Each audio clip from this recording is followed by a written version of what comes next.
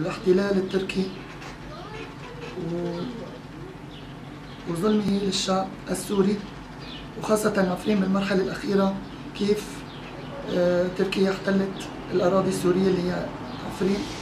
فأنا كمكون عربي بندد وبستنكر الاحتلال التركي لعفرين والحجز لأهالينا وشبابنا بعفرين.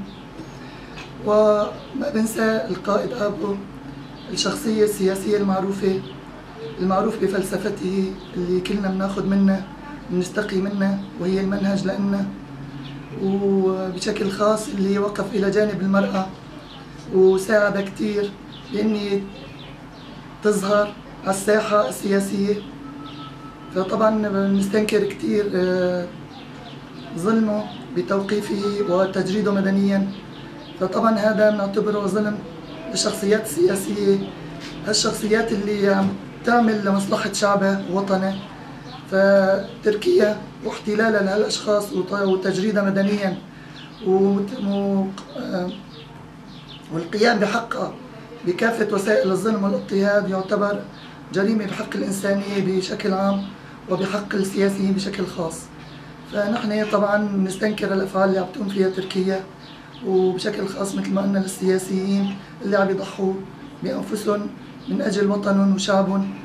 وطبعا نحن بنطالب بحرية القائد آبو، الشخصية السياسية المعروفة اللي ضحت من أجل وطنها ومن أجل شبابها ومن أجل المرأة بشكل خاص.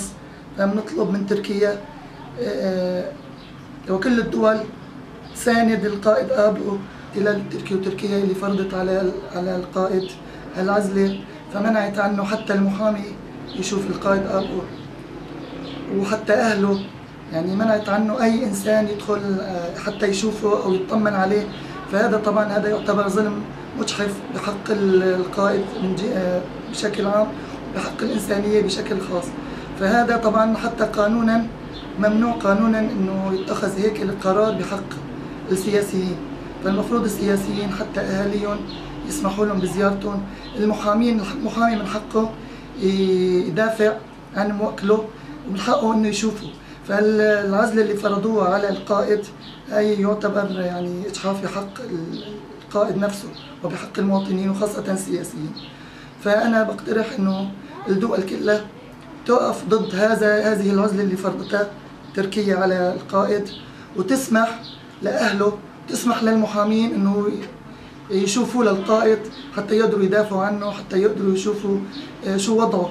فلازم الكل يعرف الوضع السياسي، الوضع العام للسياسيين المحتجزين.